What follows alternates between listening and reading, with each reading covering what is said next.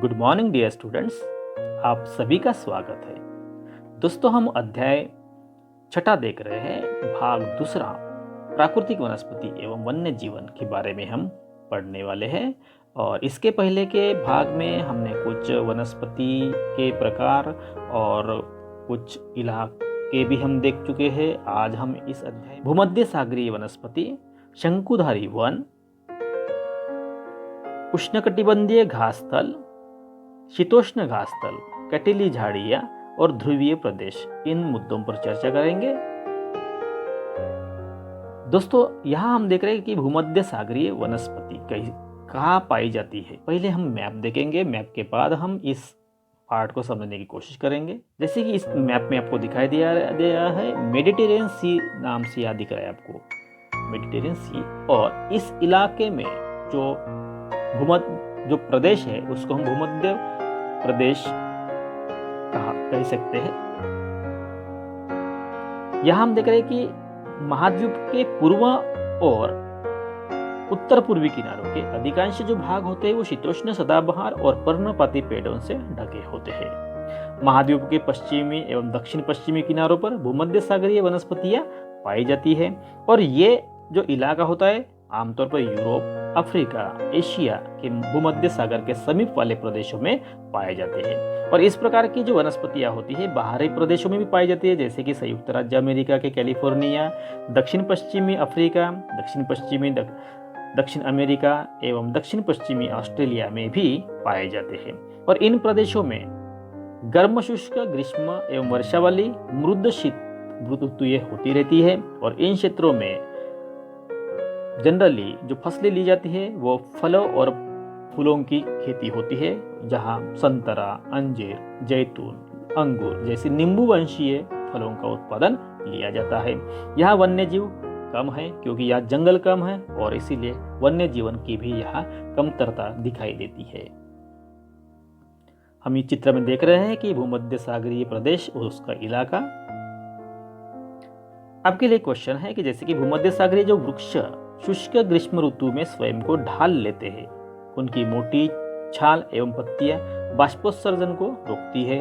और भूमध्य सागरीय प्रदेश को फलों की कृषि के कारण इसको विश्व का फलोद्यान भी कहा जाता है। तो ये इलाका रहा विश्व का फलोद्यान इलाका। और जो खेती होती है, जो अंगूर की खेती होती है भूमध्य सागरीय प्रदेश में, इस प्रकार का नजारा हमको दिखाई। शंकुधारी वन, इसका जो स्थान होता है यह उत्तरी गोलार्ध के उच्च अक्षांशों में, मतलब 50 से 70 के बीच में यह शंकुधारी वन पाए जाते हैं। इनको टैगा भी कहा जाता है। टैगा का मतलब होता है रूसी भाषा में शुद्ध या अनछुआ, तो इसका मीनिंग भी है ये।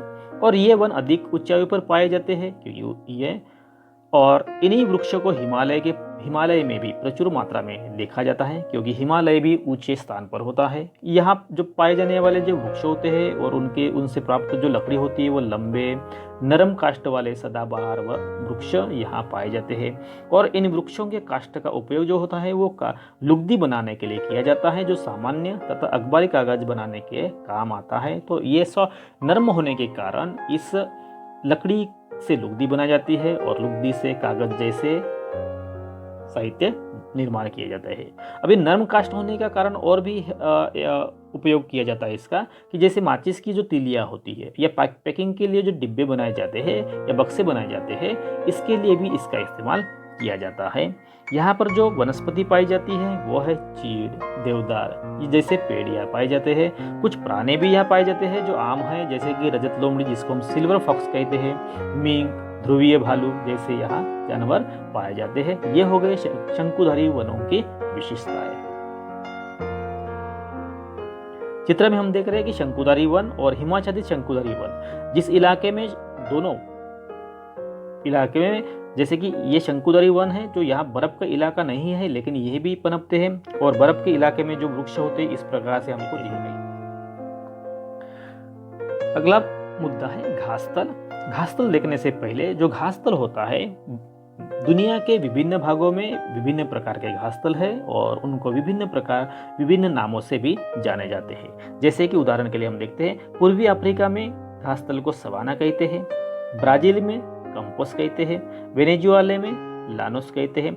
और शीतोष्णकटिबंध घासतल जो होते हैं वो अर्जेंटीना में पाए जाते हैं तो उनको पंपास बोलते हैं। उत्तर अमेरिका में प्रेरी कहते हैं, दक्षिण अफ्रीका में वेल्ड कहते हैं, मध्य एशिया में स्टेपी कहते हैं और ऑस्ट्रेलिया में डान कहते हैं। तो इस प्रकार से दुनिया के मशहूर कुछ घासतल है जिनके अलग अलग नाम होते हैं। जो घासतल जनरली उष्णकटिबंधीय घासतल होते हैं और शीतोष्णकटिबंधीय घासतल होते हैं और इनके नाम भी अलग अलग और अलग अलग प्रदेशों के अनुसार दिए गए हैं।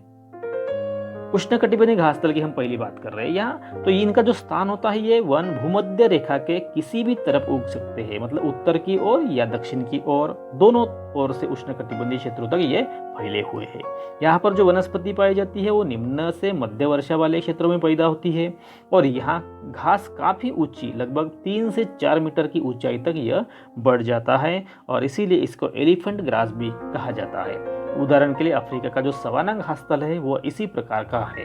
यहाँ पर पाए जाने वाले कुछ जानवर होते हैं जैसे कि हाथी, जेबरा, जिराफ, हिरन, तेंदुआ जैसे जानवर यहाँ पाए जाते हैं। तो ये हो गए उष्णकटिबंधीय घासतल और उनकी विशेषताएं। हम देख रहे हैं यहाँ घासतल नजर आ रहा है जो उष्णकटिबंधीय घासतल के नाम से जाना जाता है।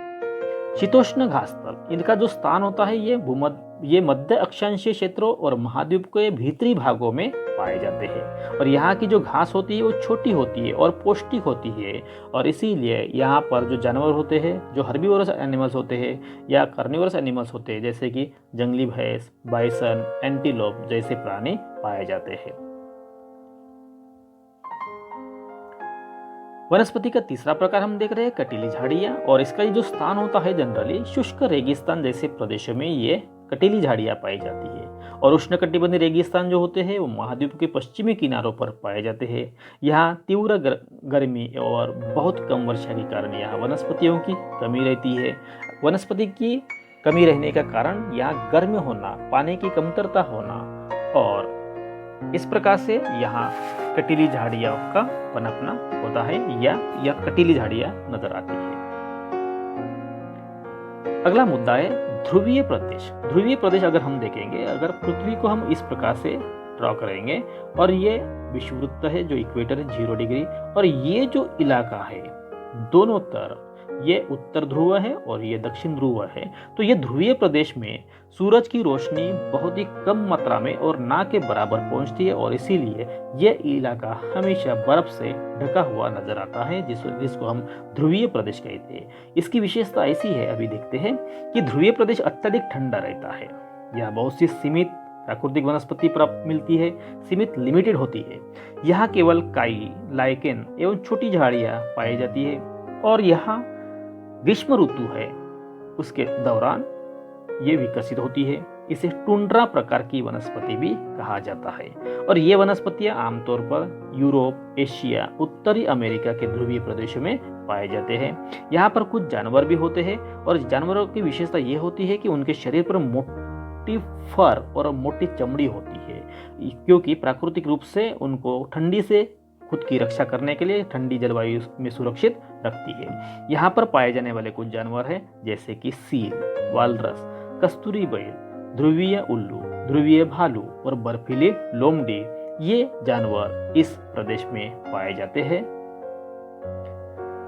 नक्शे में हम देख रहे हैं कि टुंड्रा इलाका है वो यहाँ हमको नजर आ रहा है जो डार्क कलर में दिखाया गया यहाँ है। तो ये हो गए टुंड्रा प्रदेश। चित्र में यहाँ देख रहे हैं जो ध्रुवीय प्रदेशों में रहने वाले या पाए जाने वाले जानवर होते हैं वो यहाँ दिख रहे हैं कि वालरस है, सील है, ध्रुवीय भालू है। तो ये जानवर यहाँ पाए जाते हैं। दोस्तों, इस प्रकार से हमने प्राकृतिक वनस्पति एवं वन्य जीव इस अध्याय को 2 भागों में हम देख लिए हैं। उम्मीद करता हूँ कि यह आपको समझ में आए।